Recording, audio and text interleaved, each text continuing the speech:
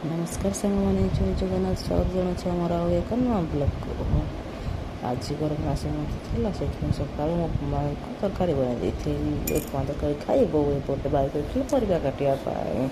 ଯେହେତୁ ଆଜି ଗର୍ଭଣା ସଂକ୍ରାନ୍ତିରେ ସବୁ ପରିବାକୁ ନେଇକି ଗୋଟେ ଘାଣ୍ଟ ପ୍ରସ୍ତୁତ ହୁଏ, ସେଇଥିପାଇଁ ଏପଟେ ବୋଉ ପରିବା କାଟି ଦେଇଥିଲେ। ଝିଅ ମୋର ବସିକି ଏପଟେ ପରିବା କାଉଣ୍ଟ କରୁଛି କେତେ ପ୍ରକାର ପରିବା ଆମ ତରକାରୀ ହେବ।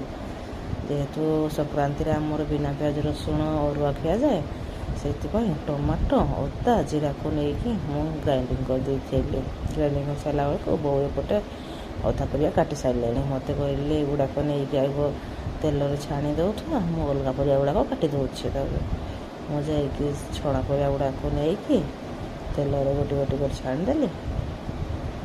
ପ୍ରଥମେ ପୋଟଳକୁ ଛାଣିଦେଲି, ତାପରେ ଭେଣ୍ଡି, ଝୁଡ଼ଙ୍ଗ, ପନିର, ସବୁ ଯେତେ ଛଣା ପରିବା ଗୁଡ଼ାକ ସବୁ ପ୍ରକାର ପରିବା ଗୁଡ଼ାକ ଛାଣିଦେଲି।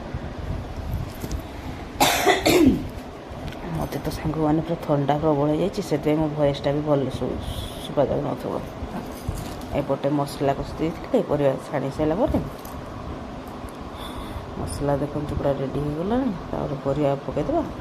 ପରିବାକୁ ଅଳ୍ପ ସିଝିବା ପାଇଁ ଛାଡ଼ିଦେବା। ସେ ପରିବା ଅଧା ସିଝି ସାରିଲା ପରେ କଞ୍ଚା ପରିବା ଗୁଡ଼ାକ, ତାପରେ ଛାଣିକି ରଖିଥିବା ପରିବା ଗୁଡ଼ାକ ମଧ୍ୟ ଦେଇଦେବା।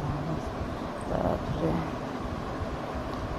ସବୁ ପରିବା ଗୁଡ଼ାକ ରଖିକି ଦେଇଦେଲି। ସେଗୁଡ଼ାକ ଟିକେ ଭଲସେ ଗୋଳେଇ ଦେଲି। ଝିଅ ଏପଟେ ଆସିକି ବାରମ୍ବାର କହୁଥାଏ, ମାଲୋ ମୁଁ ତରକାରୀ କରିବି, ମୁଁ ତରକାରୀ କରିବି। ନାଲୋ ମା, ତୁ ଛୋଟ ହେଇଛୁ, ତୁ ବଡ଼ ହେଲେ ତରକାରୀ କରିବି।